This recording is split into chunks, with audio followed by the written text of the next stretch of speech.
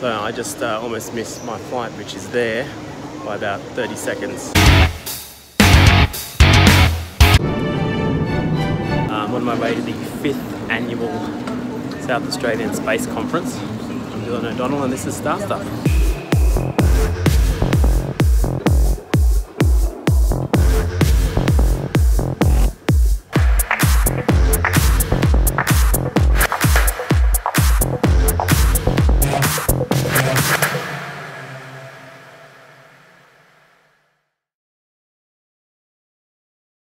Australia's on the verge of having its own space agency.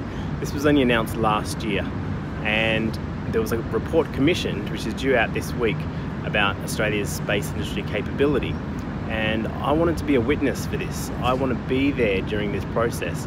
So I went to the industry roundtable feedback sessions and I met with Dr. Megan Clark, who I think would make a fantastic head of this new space agency, and I got to put my thoughts down. And now here I am at the 5th annual South Australian Space Forum to see what South Australia is doing in this space. I believe they were positioning themselves to be the epicenter of any space agency. It seems like an illogical place for a launch site. I think Northern Territory, Western Australia or Far North Queensland would be much better. But it's really interesting to see how progressive South Australia is in this instance. So I'll try and share some of what we learned today. A few moments later. So the new Premier of South Australia will be here today talking about South Australia's space industry capability. But also we have our astronaut, Pam Melroy. So this should be really interesting. Thank you very much, Nicola. It's a great honour and privilege to be here. Wait. I think we need to go back and explain something about Australia's space history. Australians have been blowing up for ages, as you can see from this photo of the Australian Rocket Society in 1937. Rockets back then were all about war, of course. Here's a captured V2 rocket at Adelaide Airport in South Australia. But why Adelaide? Well, Australia is big and it makes sense to test rockets in the middle of bloody nowhere.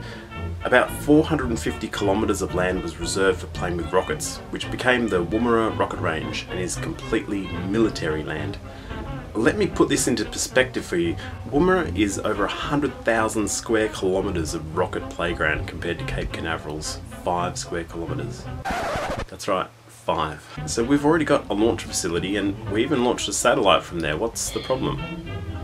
Just set up your space agency there, right? Here's the thing. You want to launch from as close to the equator as possible. The speed at which the Earth is spinning around here is much less than how much it's spinning around the equator. So when America launches, it launches from up here in Florida, Cape Canaveral. As the Earth is spinning this way, they can launch this way and they use less fuel to get more speed. Now Woomera is down here. I mean, it's close to the equator, but it's a little less than Florida. The ideal place to launch would actually be up here in Far North Queensland. Now Woomera is good in that when you launch, you're going up, and if you happen to crash or something happens, you're just straight bang in the middle of bloody nowhere again. Now this is pretty good for if you're testing rockets that you want to come up and come down, suborbital rockets. That seems to be the push right now. But I've got to be serious. South Australia is investing a lot in space policy and a lot in space infrastructure. They're investing a lot in space technology and just the intellectual infrastructure to run space from there. So in that sense, it's a really good place to be the epicenter for a space agency. And I wish the state that I lived in was as progressive as them. That said, they do admit that the Woomera facility isn't ideal. It's a high-tempo military environment that wasn't really designed for civil space projects. So it could be used, and of course the Australian Space Agency is going to have a big defence component to it, especially in this day and age. But I think Woomera might just be one piece of the puzzle, and we are likely to see an announcement that includes some of the other states as ideal launch areas.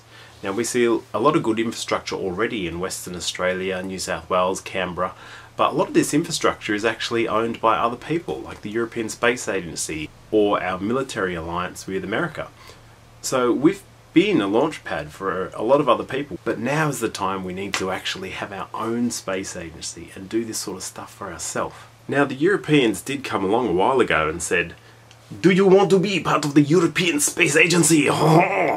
And we said, "Yeah, nah." And they came back and they said, "Are you sure?" And we said, "Yeah, nah." And they invited us again. And they said, "Are you sure?" And we said, "Yeah, nah." But here we are, and space is cool again. I mean, cool in the 1960s, astronaut, space race, Reds under the bed, cool again. Space has some inertia again. And in the coming days and weeks, you are going to hear about the Australian Space Agency. Stay tuned for the next budget, so we'll see what's on the table. The good news is, this seems to be bipartisan. So both major parties, Labor and Liberal, seem to support this. Now, Labor's only offered $37 million, which is not really a lot. You get a few STEM programs and maybe a space agency on paper. So let's hope that a bit more money is committed to this in the next budget. If you liked any of this history of Australia in space, there is a thorough and more accurate version of it from this wonderful book called Australia in Space by Kerry Doherty, and it's put out by the Space Industry Association of Australia. So I thoroughly recommend joining that group or even just grabbing the book. It is fascinating. And with that, bye bye.